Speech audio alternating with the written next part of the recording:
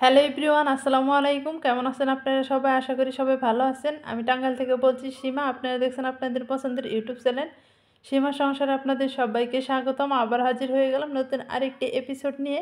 আজকে আমি করে দেখাবো কলমি শাকের পাকোড়া। পাকোড়াটা এর আগেও শেয়ার করা হয়েছে, কিন্তু আজকে একটু ভিন্নভাবে করে দেখাবো। পাকোড়াটা বানানোর জন্য এখানে কিছু কলমি শাক আমি একটু ছোট ছোট করে কেটে নিছি। কলমি শাকটা একটু ছোট ছোট করে কেটে নিলে ভালো হয়। এইভাবে আমি কেটে নিছি, ভালো মতো পরিষ্কার করে ধুয়ে তারপরে কলমি শাকটা আমি এভাবে কেটে নিছি। আর যদি ধোয়ার পর কাটেন তাহলে দেখবেন যে পানির থেকে উঠাতে পারবেন না, পানির সাথে শুধু চলে যাবে। তো প্রথমে একটি বল নিয়ে নিলাম, এ বলে দিয়ে দিচ্ছি পেঁয়াজ কুচি। অবশ্যই পাকোড়াতে একটু পেঁয়াজের পরিমাণটা বেশি দিবেন, তাহলে পাকোড়াটা বেশি মজা হবে। এখানে পেঁয়াজটা একদম পাতলা পাতলা করে বা চিকন চিকন করে আমি কেটে নিছি, আমি এতগুলা দিয়ে নিছি। তবে আমার শাক এতগুলা যেটুকু আছে তার উপরে ডিপেন্ড করে আমি পেঁয়াজগুলো দিয়ে দিছি। আপনাদের শাক বেশি হলে পেঁয়াজগুলোও বেশি দিতে হবে। সাথে সাথে দিয়ে দিচ্ছি কাঁচামরিচ। আর এখন এখানে আমি জিরার গুঁড়ি, হলুদের গুঁড়ি আর দিয়ে দিচ্ছি লবণ।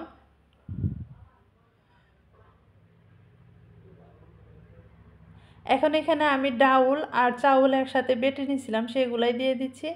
এভাবে ডাউল আর চাউলটা একটু দানা দানা করে বেটে নিছি, এতে করে পাকোড়াটা বেশি মুচমুচে হবে এবং কি খেতেও বেশি ভালো লাগবে।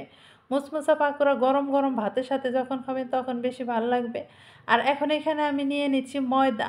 এখানে ময়দাটা আমার শাকের উপর ডিপেন্ড করবে, আমার শাক যতটুকু নিয়ে নিছি এতটুকু ময়দা হলেই হয়ে যাবে। এখানে আমি দিয়ে দিচ্ছি রসুন বাটা। এখানে রসুন বাটা এতটুকু পরিমাণ দিচ্ছি। শাকে কিন্তু রসুন বাটার পরিমাণটা একটু বেশি লাগে আর ঝালের পরিমাণটা একটু বেশি লাগে। ঝাল আর রসুনটা একটু বেশি দিবেন শাকেতে, তাহলে শাকের পাকোড়াটা বেশি খেতে ভালো লাগবে।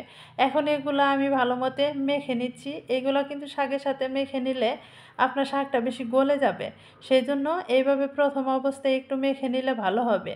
মেখে নেওয়ার পর এখন এখানে কিন্তু কোনো রকমের পানি অ্যাড করা যাবে না, জাস্ট শাকটা শুধু এইগুলোর সাথে আপনি ভালো মতো এইভাবে ডলে ডলে নেবেন, দেখবেন যে সুন্দরভাবে পাকোড়া শেপ দিতে পারবেন। পাকোড়ার শেপটা যদি ভালো মতো না দিতে পারেন তাহলে কিন্তু আর একটু ময়দা অ্যাড করে দিবেন। এই ময়দা দেওয়ার কারণে পাকোড়ার শেপটা ভালো দিতে পারবেন। আর চাউলের গুঁড়িটা আপনার পাকোড়াটা বেশি মুচমুচে করবে। তো এইভাবে আমি মাখিয়ে নিছি। আর দেখেন এইভাবে মাখিয়ে নেওয়ার পরে যে আমি ইজিভাবে কিন্তু পাকোড়া শেপগুলো দিয়ে নিতে পারতেছি, এরকম করে মাখিয়ে নিতে হবে।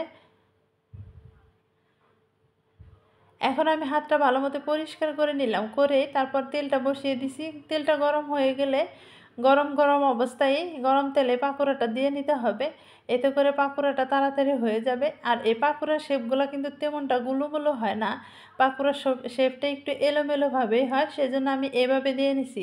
আপনারা আপনাদের পছন্দ মতো দিবেন। আর পাকোড়াগুলো যত ছোট ছোট করবেন পাকোড়াটা ততই মুচমুচে হবে। একটু ডুবো তেলে পাকোড়াটা ভাজি করবেন তাহলে বেশি ভালো হবে। তো সবগুলাই আমি এভাবে দিয়ে নিব, আস্তে আস্তে করে সবগুলো এভাবে দিয়ে নিব। এই সময় কাজটা একটু সাবধানে করবেন, তাহলে তা না হলে গরম তেলটা কিন্তু শরীরে ছিটকে আসতে পারে, এজন্য একটু সাবধানে পাকোড়াগুলা দিবেন। আমার ফ্রাই প্যানে যতগুলো ধরবে আমি কিন্তু ততগুলো এভাবে দিয়ে নিব। চুলার আঁচটা একটু কমিয়ে দিয়ে ভাজি করবেন, যদি মিডিয়ামের চেয়েও একটু বেশি দেন তাহলে কিন্তু পুড়ে ধরবে। আর আমি একটু মিডিয়ামের চেয়ে একটু কমিয়ে কমিয়ে দিয়ে পাকোড়াগুলো ভাজি করব। এখন কিন্তু উল্টিয়ে নেওয়ার পালা। আমার পাকোড়াগুলো কিন্তু এক পিঠ একটু শক্ত হয়ে গেছে, এখন উল্টিয়ে তারপরে এ পিঠ ও পিঠ করে লালচে কালার করে ভাজি করতে হবে। যেহেতু আমি ক্যামেরার দিকে তাকে উল্টান নিচ্ছি সেই জন্য উল্টাতে পারছি না, আমি অফ ক্যামেরায় সবগুলো উল্টিয়ে নিব। এই তো সবগুলো আমি উল্টিয়ে নিছি এইভাবে। আর এপিট ওপিট করে লালচে কালার করে ভাজি করব। একটু সময় নিয়ে ভাজি করলে পাকোড়াগুলো বেশি মুচমুচে হবে। গরম গরম অবস্থায় কিন্তু মুচমুচে থাকবে, একদম ঠান্ডা হয়ে গেলে পাকোড়াগুলো আর মুচমুচে থাকবে না। সবগুলো পাকোড়া আমার ভাজি করা হয়ে গেছে, কিন্তু কালারটা সুন্দর আসছে। ক্যামেরায় এরকম দেখা যাচ্ছে, একটু কালো কালো দেখা যাচ্ছে, কিন্তু কালারটা লালচে লালচে কালারই কিন্তু আসছে। এখন যেগুলো হয়ে গেছে সেগুলো আমি উঠিয়ে নিলাম, আর সবগুলো আমার উঠিয়ে নেওয়া শেষ হয়েছে। আর আমি এভাবে ভাজি করে নিছি, একদম মুচমুচে হয়েছে পাকোড়াগুলা। গরম গরম ভাতের সাথে খেলে কিন্তু বেশি ভালো লাগে। সবগুলো আমি এইভাবে বানিয়ে নিলাম। ভিডিওটা ভালো লাগলো অবশ্যই কিন্তু সাবস্ক্রাইব করবেন, আমার চ্যানেলের সাথেই থাকবেন। আর কমেন্টের মাধ্যমে জানাবেন যে কলমি শাকের পাকোড়াগুলো দেখতে কীরকম লাগলো আপনাদের কাছে। তবে আজকের মতো এই পর্যন্ত, সবাই ভালো থাকবেন, সুস্থ থাকবেন। আসসালামু আলাইকুম, আল্লাহ হাফেজ।